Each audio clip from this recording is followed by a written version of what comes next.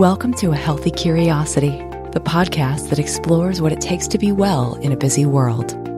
With self-care strategies from Chinese medicine, functional medicine, Ayurveda, neuroscience, and beyond. I'm your host, Brody Welch, a licensed acupuncturist and transformation catalyst, here to support you on your journey of health, happiness, and personal evolution. Welcome to today's show. It has been a long time since the beginning of the COVID change of all of our lives, when all of our worlds became different. And in this time, it can be more challenging to do the things that make us feel our best and that we know we need for ourselves. For me, an undermet need has been spending time alone. As I live with a teenager and a husband, and over the summer, a college student. And it has been one of those things that it's just been like this vitamin or mineral or nutrient that I've been deficient in. And I noticed that I started getting a bit irritable and edgy in response. And so last weekend, I begged my husband to take my kid somewhere fun so that I could have the house to myself. And it was awesome. It was so great. I didn't even do anything different. I just had space in my own energetic field, and it felt so good. And I've noticed this week, I'm a lot less edgy and reactive with these people who I love, but who I definitely need space from sometime. I thought it would be useful to talk about anger and irritability, especially because we might all be in situations like we're all coping with more stress and anxiety than we typically are, and with everything going on in the world, and that it would be a good time to talk about our relationships and how we can make sure that they stay peaceful and harmonious while getting our needs met, and especially what to do when when anger and irritability come up, when we realize that we are reacting to a situation rather than responding to it. With me to unpack this topic is Melissa Wolak. Melissa mentors and leads women in reclaiming their energy, time, and well-being with powerful mindset shifts, deepening their mind and body connection, and establishing sustainable lifestyle practices. As a coach, she is a fierce advocate for creating more fulfillment, freedom, and self-compassion. She's speaking my language here. And the foundation of her movement and unique system connects science and soul. She has 23 years of experience in healthcare and neurotrauma fields as a holistic speech language cognitive therapist. And I am delighted to welcome her to A Healthy Curiosity. Melissa, thank you so much for being willing to have this conversation with me. Good afternoon. I appreciate the invitation because this is near and dear to my heart when we're thinking about that reactivity and how it affects our communication, how we make connections, and even how our mind works. It's hard to focus when we're in a reactive state. Absolutely. And for me, it always then goes into a shame spiral of like, I thought I was more conscious than this. Like, I thought I dealt with this. And here I am repeating the same old script and really acting in ways that I'm not necessarily proud of. And yeah. And so I'd love to just dive right into this difference between reacting and responding. Yes. So to start with, let's look at reacting that can happen without any thought whatsoever, right? So we want to think about what does reacting look like?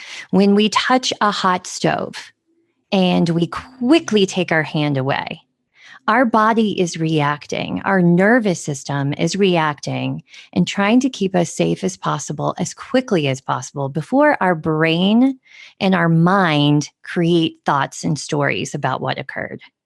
It's exactly what happens when we're driving a car and we quickly swerve to miss something, right? We didn't think about, there's something in the road. I am going to swerve, right? We quickly react, and those are physical reactions. And that is coming from a place that is very much connected with our ability to survive. right? That's really almost instinctual, right? To swerve when we see something coming on. And when we're reacting, yeah, it's below our level of conscious thought. Exactly. I think of it as more of a lower brain function. And as you mentioned, that's survival, right? And let's just stay alive. And then when we look at the topic that you were mentioning today, we move to the midbrain, the limbic brain, more emotional brain.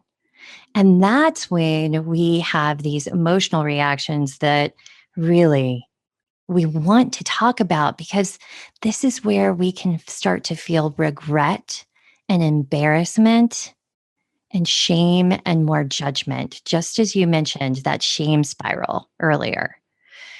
So when we're looking at emotional reactions, these can look different, right? So if we think about the nervous system and we're thinking about there's this happy place, right? Where we're in our window of tolerance, our zone of resilience, where we're flexible and we can flow and we trust and we're really able to handle the bumps that we encounter on our road, right? Emotionally and physically. But then when we're pulled out of this groove, our window of tolerance, we either will become hypo aroused, which really means we go into a numbing place. We freeze, we shut down, we might reach for our phone or computer or Netflix, and we just check out. Or we may be hyper aroused. And that's when we can think of just this snap, this short fuse that just goes off without us having any conscious thought. We yell, we want to hit something, we want to run, right? It just triggers. And that's what we're really focusing on today, is talking about that hyperarousal state that seems to really look like irritability, annoyance, anger, and it affects our relationships at home and at work.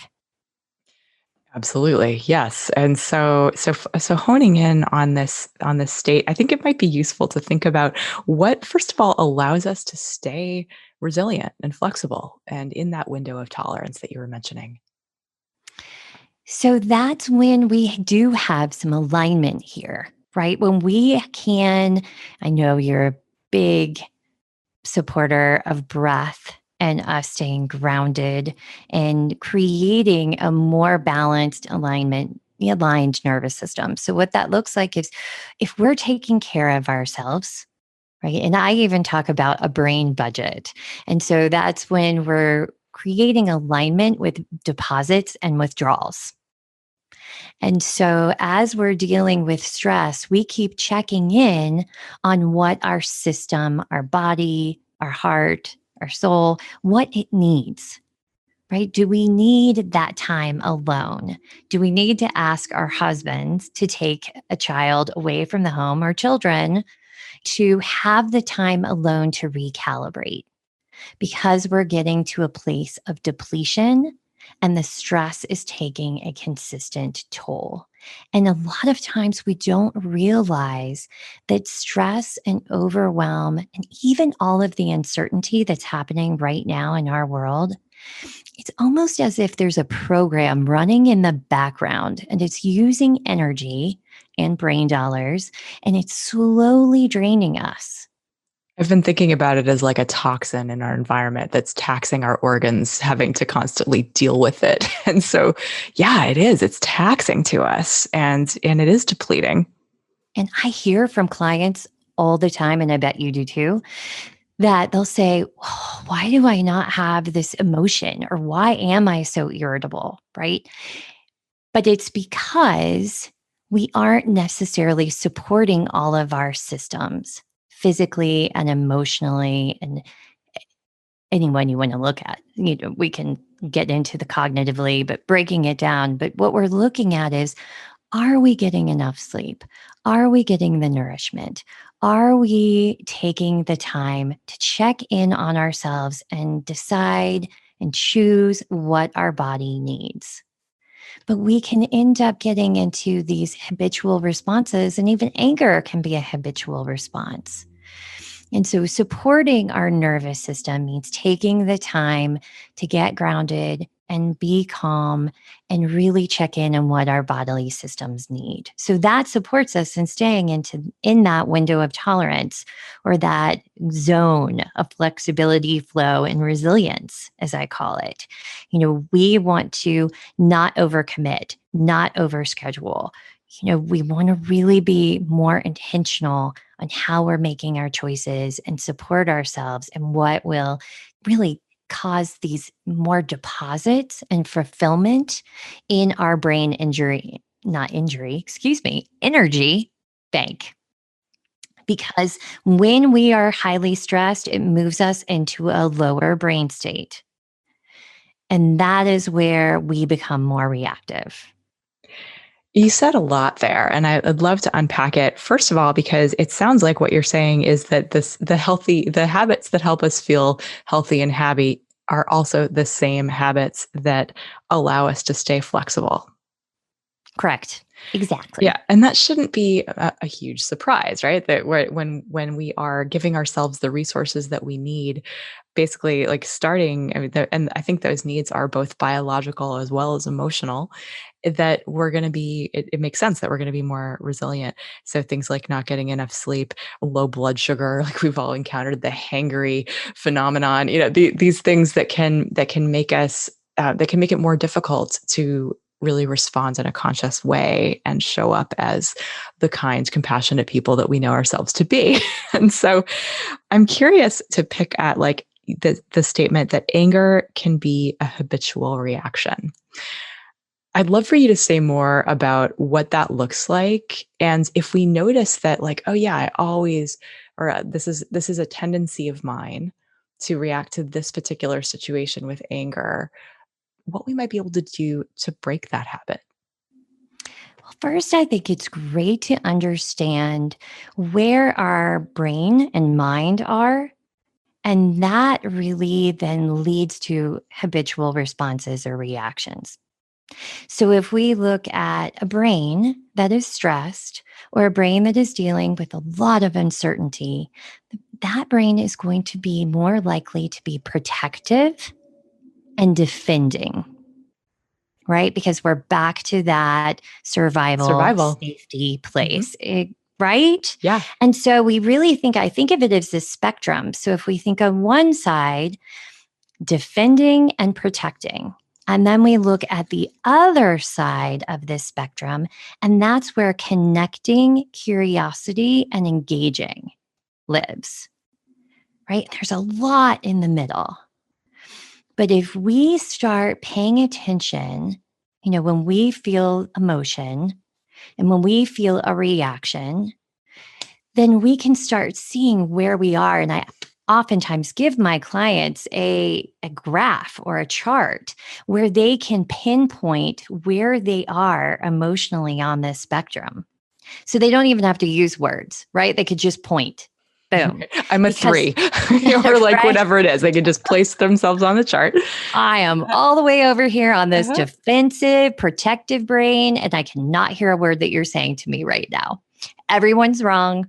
I am angry, right? So, Yeah. what I love to give people that awareness first, just so they can start noticing when they have a reaction, what is happening. Because some people will get angry and irritable and snap. And what I really appreciate is if we can start, I know you are like we said, so many people listening, they're breathers. They know the power of breath. They know that it gives them space and room, and it calms their nervous system. And what it also does, if we could just take a breath when we react, it gives us that ability to check in and to label this emotion. So, one thing that in the increasing awareness place is us looking at, wow, when you said that, I got defensive. When you said that, I got really angry. Or even when I saw the results from the election or whatever it is, right? I felt like I needed to run away or yell. And that sounds very simple, but really, when you're in the moment of a heightened reaction, it does take some energy. But what that is it's called affect labeling. And affect labeling, in simple terms, is using words to express our emotions. So that seems relatively easy, but at the same time, in at least in my experience trying to use tools like nonviolent communication, it can be really difficult to summon like what you're actually feeling because our language is so blamey. And yes, we're not going to necessarily get there unless we check in. And sometimes I don't know if you would agree with this, but that anger is like the easy go-to, but it's often a cover for something else, like that is really going on. It's not really just about the shoes left in the hallway again, or like whatever, the dirty dishes in the sink. That like this pattern that there's something else going on that we can identify if we pause and take a closer look. Exactly, because it could be guilt, it could be shame, as we mentioned earlier, So, right? so, so can you give us an example there? Like, so let's say like of something not being what it first appears to be. So let's say it's just something simple, right? We're talking about relationships and being at home, for example. So let's say the dishwasher didn't get run, right? And now there are no clean dishes. And that was one partner's job, and the partner didn't do it. And the other person's frustrated, but simply they say, hun, it really would have been nice if you'd run the dishwasher last night. And depending on the stress level, how well someone slept, right? Have they had their coffee? They may really react in anger and go, oh, they get defensive. I didn't have time. There's so much going on. I can't do everything, right? Why didn't you do it? This reaction. And in reality, they're not angry. If we go deeper, they're feeling guilty, like, Yeah, you or called them out on something embarrassed. that they knew that they should do. Exactly. And embarrassment, Mhm. right? So it could be guilt, it could be embarrassment. And we can see that with our partners, as parents, or even at work. Oftentimes, anger and irritability are masking, that embarrassment or the judgment that someone has regarding themselves. But they lash out because that feels protective. We can't handle the feedback that we let anyone down or that we didn't do our job.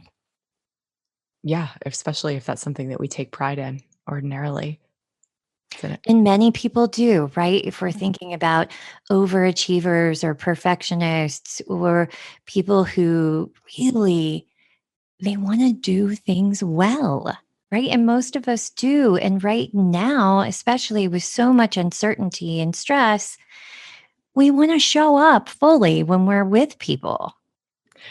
And yeah, yes to that. And just I when I think about like the times when I'm defensive and I react from a place of defensiveness, and then the shame, like that is it can be even harder in the moment to get in touch with what's really going on. And it really is the conversation goes a lot differently when we are able to pause and breathe, or even take a break from the situation and take a walk or something like that. For me, it's like that I find that sometimes when I think I've calmed down, I haven't really. It's like I'll open my mouth thinking that I'm fine, but there's definitely still some underlying heat there. And that walking is one of the things that is super helpful for me in those situations.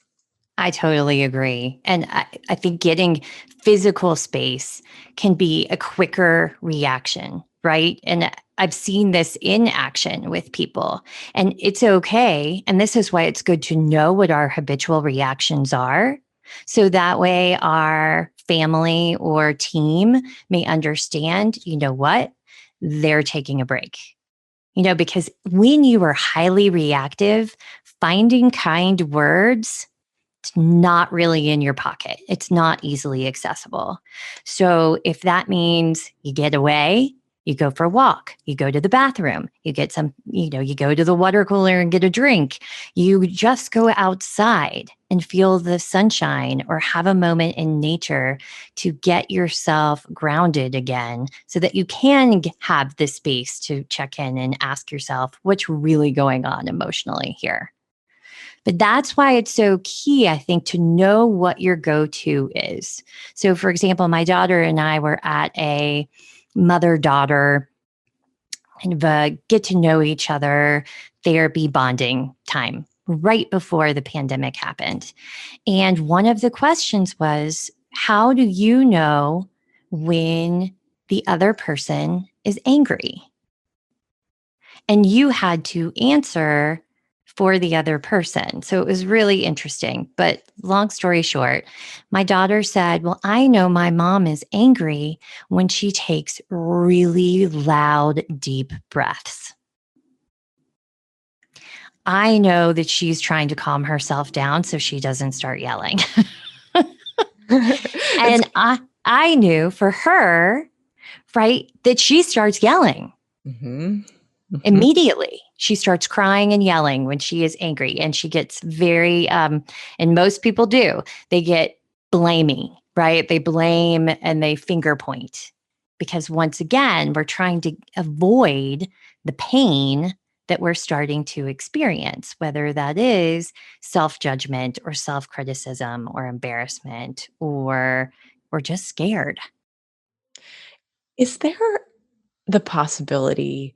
I think about, like, the proverbial straw that broke the camel's back, right? The sort of, like, the things that tax our ability to adapt over time that, like, keep coming up that kind of, like, break down or that we might be hanging on to, not even really knowing that we're hanging on to them, and then we explode. Like, is that a thing? It is a thing. Mhm. And, when we look at the different types of anger, we've got, there's passive aggressive anger. And then we've got Yeah, open, let's talk about these different types of anger. Okay, so right? there's passive aggressive anger. And that's sort of like that slow build, right? Some of us are Okay. passive Uh-huh. and we start getting snarky or sarcastic or the little digs that we send to people. Well, if you hadn't done that, then we wouldn't be dealing with this now, right? But not Yeah. really expressing ourselves in a very assertive, clear way, but just enough to let people know we're annoyed. Yes. Yes. But those pile up and they can pile up for both people, right? It Absolutely. has this cumulative effect. And so the passive aggressive, right? It's not being clear, it's not being straightforward. It's just this subtle expression of unhappiness and anger and irritability and disappointment. And then we move to the open aggressive anger, right? And that's when we're yelling, we are angry, we want to punch something, right? We get defensive, and that's when we might get, point fingers. And we can see this whether, once again, at home and at work. We've all experienced this. People are trying to find blame, right? But you can really, that anger, that's when the anger comes to the surface and is expressed, but not in a healthy way.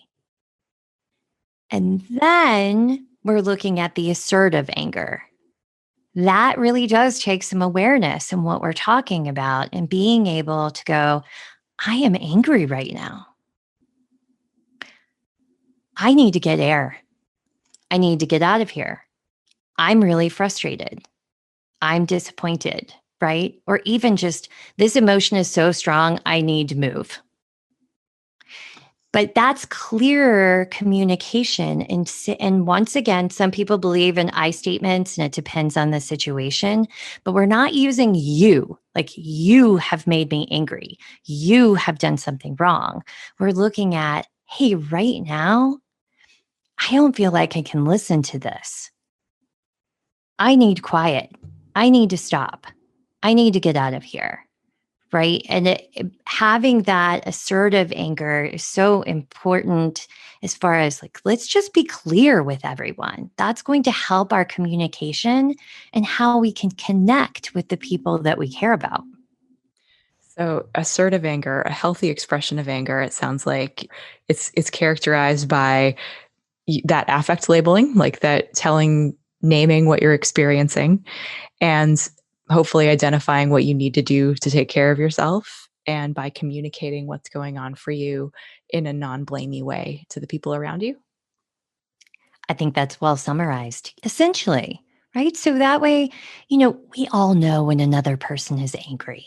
Yes. So let's name it and claim it and process it and move on. And that's very easy for me to summarize now. But in the moment, that is hard. And Yes. that's why I mentioned affect labeling, because in functional MRI studies, what they have found is by using our words to express our emotion, by saying, I feel really angry, what happens is it decreases the emotional reactivity in the amygdala and the limbic system. And Just so, naming right, it decreases just reactivity. exactly, right? So if that is, what we strive to get to that level, right? And even I believe, and what I've seen with clients is, okay, so let's say you blow up in the moment. Openly aggressive, you blow up in the moment, you throw something, you slam a cabinet, you curse, right? Sometimes teenagers, I know some teenage boys who will punch walls, right? That is reactivity right there. But if we can, once the nervous system calms down, once we feel less defensive and we feel more safe, to even go back over it then and to say, okay, what did that feel like in your body? Where did you feel it? Did it feel hot? Did it feel, was it just so strong that it overtook you? And start making that connection to our habitual patterns, as we talked about, at the beginning. Like, what is my go-to? Apparently my go-to, as my daughter said, is really deep breathing. And that has taken a lot of practice over many years. But it doesn't matter because she already knows that means I'm angry. Yes. So, but if it's that you want to hit something, well, then get a punching bag, right? That's okay, right? But let's start making connections about where your anger or your reactivity takes you. And you can do that after the fact, because sometimes in the moment is not the place to start increasing our awareness. But we could say, wow, I got to go hit the punching bag. Or for me during this pandemic, I'll be completely honest. I had to tell my daughter I do this because she doesn't realize, but I found that one of her old wiffle bats, a hot pink wiffle bat. And sometimes when I feel that anger, I have enough wherewithal now to go, okay, I'm going to go downstairs and I'm going to hit one of those old cushions with the bat. 30 seconds just moves the energy right out. I've had clients punch pillows, people dance to move the energy so then they can get their brain and their mind back online so that they can find their words and they Yes. can communicate in a respectful, compassionate way for themselves as well as their communication partners. Hey, did you catch that part about how the same essential habits that we need to stay physically resilient also help us dial down our reactivity? Getting enough sleep, stable blood sugar, managing stress, breathing, mindfully tuning into what we're feeling and what we're needing. These essential habits not only help us feel our best physically and emotionally, they help the people around us feel good too. Because when we're taking care of ourselves, we're nicer to be around, less reactive, more present, with capacity left over to be of service. I'd love to help you establish these healthy habits through my DIY course, Level Up Your Life, or through private one-on-one coaching. Head to brodywelch.com, that's Brody with an IE and Welch with a CH, to learn more. Turns out that rather than being selfish, establishing these essential self-care habits is an act of kindness towards the people in your life. Head to brodywelch.com to get started.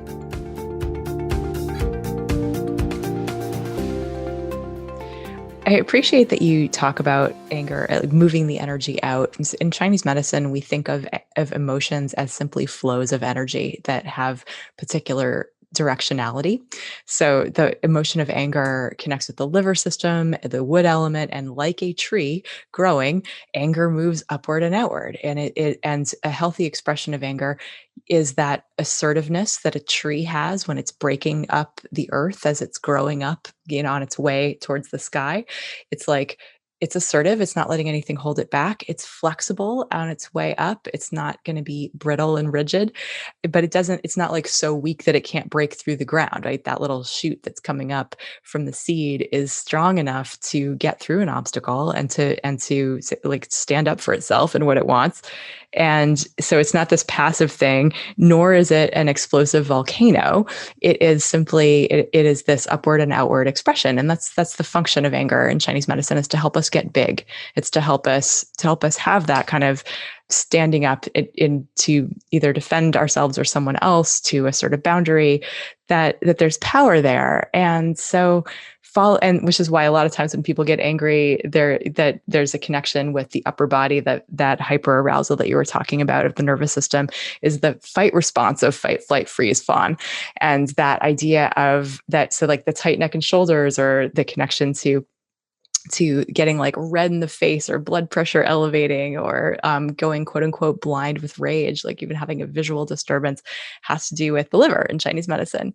And so anything that we can do to allow ourselves to, well, really, like, so there's a connection between supporting the liver physiologically and supporting the liver from a Chinese medicine perspective emotionally.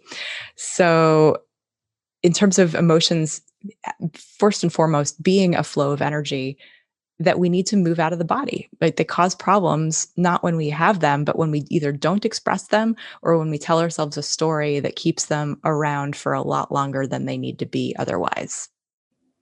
Yes. I mean, it's also connected, isn't it? Because when we really look at, yes, that energy is there to physically defend, right, and protect those we care about and ourselves. But when it's more an emotional reaction of anger, where do we put it? Right? So even a friend the other day was like, I dance and listen to Tool, right? Yeah, Like, awesome. And that moving your great. body is how, if how animals deal with their stress, so their survival stress, the adrenaline, all that chemistry that can be harmful. But if we discharge it through movement, it is a lot less harmful and It helps us get is. over it quickly. Exactly, because otherwise it starts to take a toll on our system. And that's why when we get angry, right, our blood vessels dilate, they open up, right? We get this increased blood flow. And even there's a study they asked about 700 participants in 5 different studies, put them together, had them watch movies or gave them stimulating mental imagery pictures, and then had each of them self assess where they felt the emotions. And across the board, the consistency was so striking. So, for example, anger, they felt like they really found that their fists heated up with increased blood flow, their heart, their feet, right? And that makes so much sense because we're looking at, well, I'm ready to protect, I'm ready to run away, Yeah, we're ready the to body is defend. literally sending energy where it needs to go to help it survive in that circumstance. But if we can't, then that's when we start to lash out with our language. And oftentimes I hear clients say, well, I was trying to be reasonable and calm them down and talk to them and ask them questions about their feelings. But the thing is, you can't hear when you're in that state. So, that's even when we start thinking, like, what are my habitual reactions? And I had one client who all the family did was hold up a red stop sign, no words. And that just gave him enough of a disruption that he knew to go take time for himself. I love that. So you actually enlisting the people who are negatively affected by anger as accountability buddies for us to change our habit. Exactly, because that way it was an in the moment Mhm. way to stop the response, but allow him to go process it on his own because he was such a kind man that then the guilt was awful afterwards. I feel like I can relate to this guy. And also I hear from a lot of clients, especially women, or people who were socialized as girls, to basically to never express anger, whereas culturally that we see all these images of men being aggressive, or like this sort of negative, the toxic masculine expressions of anger. So if someone never really learned appropriate, either because like their role models were like abusive, acting out in hyper arousal, inappropriate, open aggression, or because they were socialized to never experience anger, to never feel anger, to never express anger, those people might not have a lot of tools in practice. And I'm wondering like what advice you could give for someone, for maybe it's the same for each of those people, or maybe it's different. If someone, like for example, if someone has never really experienced, like if someone doesn't really know when they're angry, like they just kind of they're maybe one of those people with the passive anger pattern, they might not even recognize that that's an emotion that they're feeling until it's volcanic. Is there a way that people can be more in touch with perhaps the existence or presence of anger? Yes. And one thing that I have done is I mentioned that study with the awareness of the Yeah. body and the body mapping and the emotions.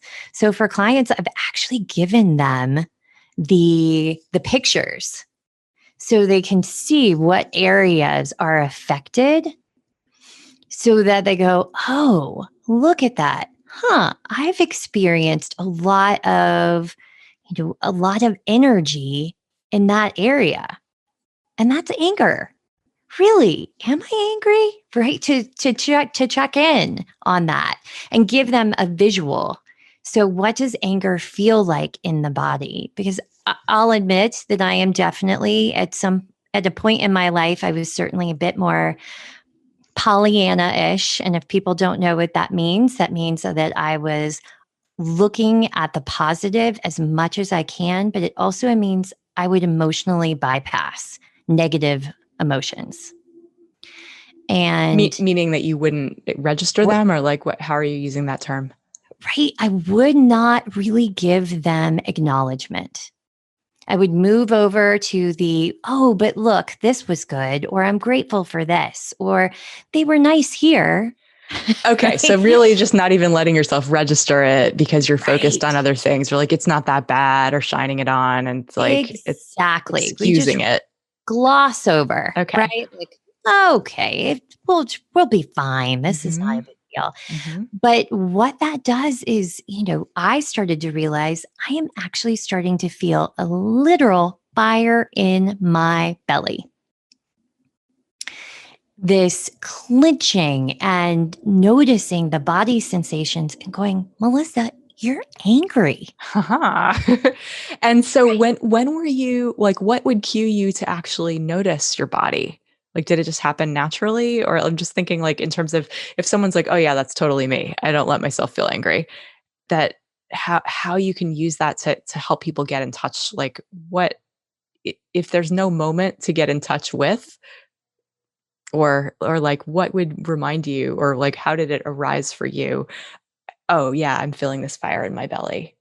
Well, I'll tell you, if we don't process and pay attention to it, it gets louder in its communication as far as the Uh-huh. body is concerned. So eventually, in my case, I actually started to have digestive issues. And I know Yeah. as a Yeah. v- very good acupuncturist, you are highly aware of that connection of the emotion and the body and how it can affect us over time. We even have a very clear label for it, right? It's wood overacting on earth, or liver overacting on spleen, or liver overacting on stomach. This idea that the liver, that's responsible for the smooth and easy flow of energy in the body, has some pent up energy, and that excess needs somewhere to go. And so on our creation and control cycle, that basically through the control cycle, the liver will overact on the earth element, which is what it's supposed to keep in check, but it does too good a job of that. So you get things like IBS, irritable bowel syndrome, constipation, diarrhea, nervous stomach, all sorts of things like that, which can affect our ability to lose weight. It can affect how well we digest and eliminate the all sorts of things. And so, yeah, it is one of those things. Like that's actually that's a beautiful answer. Is like, look at your symptoms. Where is it showing? Like, what are you experiencing that isn't so awesome? And could that mean that there's some emotions that aren't being processed? Yes, right? I mean, you've seen this with clients. I've seen it with clients and I've personally experienced it. The body does communicate with us, and sometimes it's paying attention to the sensations and really getting to know those as well. I think if that's challenging, then we can also look outside of ourselves and see how people are reacting. Right? When people have an expression of, "Are you okay?" or when they're automatically giving you space, that's when we can start going, they're feeling energy and emotion that I don't even recognize or feel. All right. So We they're can get some using, external cues. yeah, in those people are giving us information like that, their behavior, how we are affecting others. There could be some feedback if we let that be part of our feedback loop. Yes, right. So there's that internal awareness and getting to know our body and the reactions and the communication that our body always does provide. It's just if we're listening, but it's also listening to the others around us. And so there's so many opportunities, and that's why I love the name of your podcast, to be curious. And this can happen after the reactivity, but we can learn so much when we go back, right? But because it really gives us some good information about how we can go forward with the reactivity. We're all human. We all have moments of stress or times when things just feel heightened and tense. And so I also want to encourage patience and some self compassion and some self acceptance so that we can give ourselves the room to grow in this process. It's so important, right? Self-compassion can unlock can enable so much healing so much faster than beating ourselves up. I wanted to circle back to that example with the dishwasher where one partner says to the other, "Hey, I really wish that you had done this." And the partner that was responsible for starting the dishwasher feels guilty. I want to switch to the first person, the person who is noticing and perhaps feeling anger themselves that the dishwasher didn't run. And so now the flow of that person's day is messed up, and maybe it's there are some consequences there. And that person understands, like, okay, yeah, this keeps happening. This keeps happening and I keep being annoyed by it. How can I see this situation differently? Like, how can that person break the habit of getting angry by something that may or may not change? Like, for example, an example I frequently use, right, is that kids are crappy roommates, right? So, like, it may be that, like, that a behavior isn't likely to change simply because they're not at a place developmentally where they were changing that behavior, or maybe there's that whatever else is going on, where you realize this person isn't going to change. I need to be the one to change. How can I not continued to be angry and frustrated by the lack of change? How can I interpret this differently? Yes. I love the idea of asking more questions for sure and getting curious about it and going, okay, so this isn't working. Right? Yeah. I'm passive aggressive. I'm getting sort of nasty and frustrated and tired of this. And maybe you were even openly aggressive or assertively angry, right? But the fact of the matter is, as you pointed out, Brody, is this isn't working. So, what are we going to do? And even just going there, like, I hear that, honey, I hear that you're really tired at the end of the day. And we thought that this was going to work, but it's not. So, what can we do? Right? What's another way for us to look at this? What are some other options here? How about I take this on, but you take this chore over? Right? Do we trade chores? Do we, let's find something that actually is going to fit into our lifestyles right now. So neither one of us ends up in this emotional state and Oh, I angry with love each that so other. much. So you're talking about changing familial patterns. You're talking about changing expectations of so that those expectations, so you're not falling into the same hole over and over again and then be getting mad at yourself that here you are. Yes, there is I don't know if you've ever heard of Dr. Mary Lee Adams, but she wrote a book, Change Your Questions, Change Your Life. And she has this great choice map.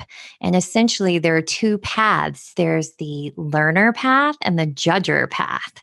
And, the judger path ends up being that defensive brain, essentially, that really does, find blame, finger points, gets protective and defensive and irritated. And it's really a no win situation. But the learner path asks questions and gets curious and says, like, what other choices do we have here? How can we create this to work for both of us? Such great question. And I love that idea that changing questions changes our life. I'll have to check that out. We are getting a little short on time here, Melissa. I'm wondering if you want to share any last words with people, and if not, just where they can get in touch with you.